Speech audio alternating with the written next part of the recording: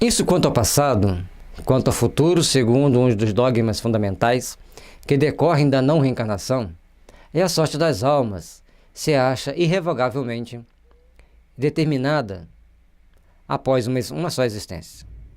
A fixação definitiva da sorte implica a cessação de todos os progressos, pois desde que haja qualquer progresso, já não há sorte definitiva.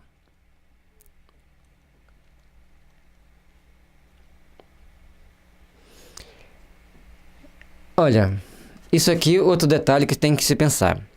O processo evolutivo da Terra se dá porque a cada reencarnação nós vamos aperfeiçoando-nos como espírito, voltamos a reencarnar, já passando por um processo de aprendizado no mundo dos espíritos, para continuar o aperfeiçoamento tecnológico, dando continuidade aos nossos estudos, para aperfeiçoarmos nossas técnicas de aprendizado e de trabalho. Então, quando nós estamos aqui, no nosso mundo físico, reencarnados, nós estabelecemos determinados padrões de entendimento, nós estabelecemos determinados padrões de realizações, tanto no mundo tecnológico, no mundo intelectual, no mundo ético e moral. No mundo espiritual, nós já começamos lá com essas conquistas. Ao reencarnarmos, também já começaremos com a conquista da última vida física, mais o que foi aperfeiçoado no mundo espiritual, e na próxima encarnação nós já teremos uma base de dados boa para darmos prosseguimento ao nosso processo evolutivo. Isso é importante entendermos para vermos que, se for numa só existência, tudo fica perdido. Não vai haver progresso, não vai haver continuidade da progressão do desenvolvimento da nossa personalidade, das nossas tecnologias, das nossas ciências. E como que ela se deu então? Se desenvolvemos tanta tecnologia? Porque existe a reencarnação. Porque a gente percebe que as crianças reencarnam já com capacidades diferentes da nossa. Então as crianças elas começam a aprender a lidar com determinados equipamentos que a gente fica lá penando para mexer num celular. Entrega para uma criança, daí a pouquinho ela descobre função que a gente nem sabia que existia. Ah, mas que a criança é curiosa, ela mexe sem medo. Não é que ela mexe sem medo, não. Ela memoriza mais fácil, lógico, mas ela tem mais habilidade para mexer naquelas tecnologias que nós não teríamos quando éramos crianças. Nem imaginávamos que poderia existir o que existe hoje: computador, smartphone, tablet, tanta tecnologia. Só que nós temos essa caneta que passa os slides. Antes era manualmente, você tinha que fazer um xerox dos seus slides, botar numa transparência, passar um por um, tá bem concentrado para você não inverter aquelas transparências lá no projetor.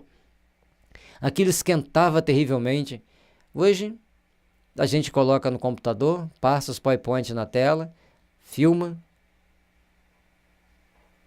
E às vezes podemos fazer isso até com transmissão ao vivo, instantaneamente. Vai filmando e vai postando, vai passando aqueles dados automaticamente para a internet, e pessoas no mundo inteiro assistem o que a gente está fazendo em tempo real.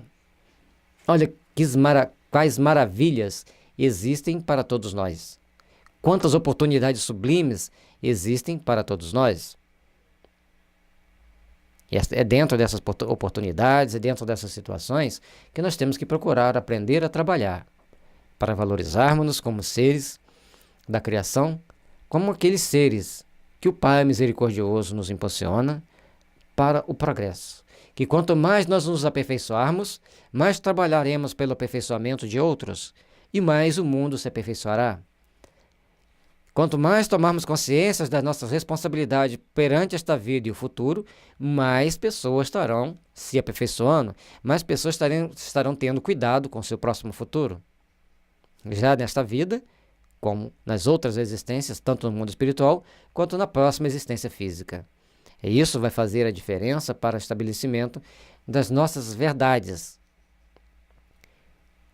E mais importante ainda, é que nós saibamos que, por mais que nós queiramos crer numa verdade, ela não se sustenta se não for baseado em fatos concretos. Não podemos acreditar em utopias. Nós temos que aprender a valorizar para edificarmos o melhor. conforme têm vivido bem ou mal, elas vão imediatamente para a mansão dos bem-aventurados ou para o inferno eterno. Ficam assim, imediatamente e para sempre, separadas e sem esperança de tornarem a juntar-se. De forma que pais, mães e filhos, maridos e mulheres, irmãos e irmãs, amigos, jamais podem estar certos de se verem novamente. É a ruptura absoluta dos laços de família. Então, nós precisamos, com a reencarnação, é o contrário. Nós podemos estar momentaneamente numa situação de bem-aventurados, mas nós podemos ajudar nossos companheiros que estão numa situação infeliz no mundo dos espíritos. O inferno, propriamente dito, não existe. Existem agrupamentos de espíritos em situação de infelicidade relativa ou de profunda infelicidade, de acordo com a localização que ele está e com seus conflitos íntimos. Mas nós, a partir do momento que nos preparamos, que buscamos nos instruir, nós podemos descer a essas instâncias e procurar ajudar não só os nossos familiares, mas aquele grupo de espíritos que estão ligados a eles pelos mesmos sentimentos, pelos mesmos ideais. Quanto mais nós tomarmos consciência de que somos uma família cósmica, uma família divina, mais procurarmos fazer pelos nossos semelhantes, mais possibilidades teremos de fazer uns pelos outros. E, por conseguinte, ajudarmos a nossa família. Se nós não acreditamos que existe essa vida espiritual plena de vida, plena de lutas e realizações, ficamos então estagnados, ficamos então perdidos e sem condições de agirmos para edificar esse mundo melhor, que deve ser o objetivo de todos nós, edificar um mundo melhor, mais justo e com mais paz ao longo da nossa existência. Com a reencarnação, o progresso que dá lugar todos os que se amaram tornam a encontrar-se na Terra e no espaço, e juntos gravitam para Deus. Se alguns fraquejam no caminho, esses retardam o seu adiantamento e a sua felicidade, mas não há para eles a perda de toda a esperança.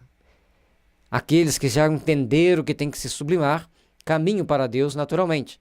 Aqueles que ainda não entenderam que precisam se sublimar, caem nos processos naturais das suas imperfeições éticas e morais, e aí precisam aprender a nova fase, reaprender a nova fase existencial e procurarem se aperfeiçoar, ou seja, todos mantêm a esperança.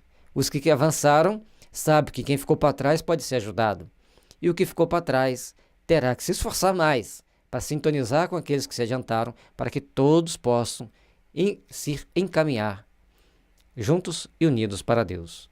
É a grande maravilha da doutrina espírita. A doutrina espírita nos mostra que estamos sempre em processo evolutivo e que todos nós temos que nos dar as mãos para crescermos juntos, amparando-nos uns aos outros, fortalecendo-nos uns aos outros, para estarmos mais próximos de nosso Pai Celestial. Ajudados, encorajados e amparados pelos que os amam, um dia sairão do ladaçal em que se encontram e que se enterraram. Com a reencarnação, finalmente, há perpétua solidariedade entre encarnados e desencarnados, e daí estreitamentos dos laços de afeição. A reencarnação vai nos fortalecer o espírito, vai nos dar as bases para crescermos para Deus. A reencarnação vai nos dar o sentimento de integridade, para que possamos, assim, nos aproximarmos de Deus, para que possamos, assim, sermos seres melhores e sermos aqueles que ajudarão a impulsionar o progresso da humanidade. Que somos aqueles que ajudaremos a impulsionar as pessoas para o bem, porque já somos conscientes das nossas responsabilidades, dos nossos objetivos superiores. Meus irmãos, minhas irmãs, Deus é justo e misericordioso. Sendo justo e misericordioso, Ele não quer ninguém na punição eterna. Você puniria seu filho eternamente? Eternamente vai ficar sentado aí nesse banco aí de castigo porque você errou. Se nós, seres humanos, não fazemos isso, Deus, que é um Pai muito mais justo, mas muito mais misericordioso, irá fazer? Lógico que não. Lógico que esse Deus justo e misericordioso nos impulsiona para que possamos nos aproximar de Deus.